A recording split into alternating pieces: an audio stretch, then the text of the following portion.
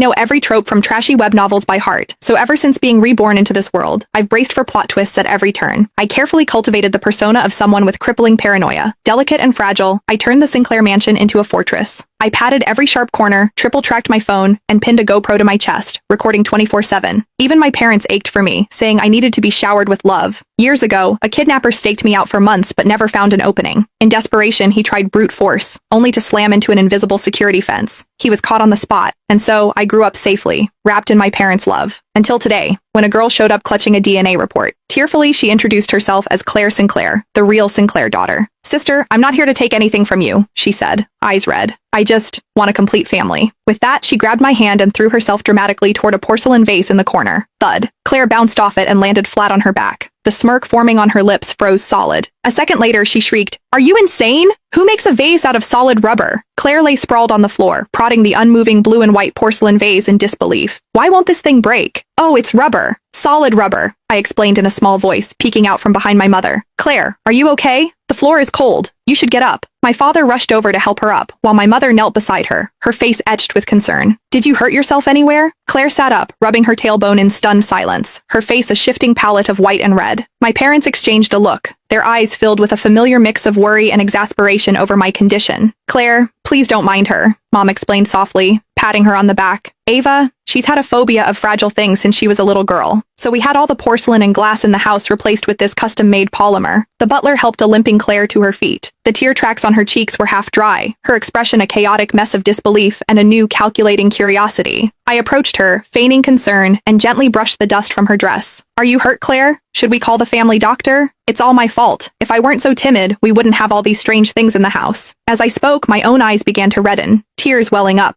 My parents' hearts immediately went out to me. Dad sighed and turned to Claire. "Claire, let the butler show you to your room to rest. I'll have the doctor check on you later. You'll have to be more careful around the house from now on." Claire's expression darkened even further. Back in her room, she was clearly not ready to give up. A little while later, she appeared timidly at the door to the living room. Her eyes immediately locked onto a Celadon teacup on the mantelpiece, one of the few objects in the house that looked genuinely old and valuable. "Sister, that cup is so beautiful." Her eyes glinted with calculation. I nodded. It was my grandmother's. Claire's eyes instantly filled with tears. My grandmother, who I never got to meet? Her voice dripped with a mix of longing and feigned humility. "I never had nice things growing up. That cup must be very expensive, right? Could I just hold it for a moment?" This 1-2 punch of pitiable vulnerability was too much for my parents. Guilt was written all over Mom's face. "Ava, just let your sister look at it. She misses her grandmother too." I hesitated for a moment before giving a reluctant nod. Claire walked over, picked up the cup with exaggerated care, and as she turned, shot me a triumphant, mocking smirk from an angle our parents couldn't see.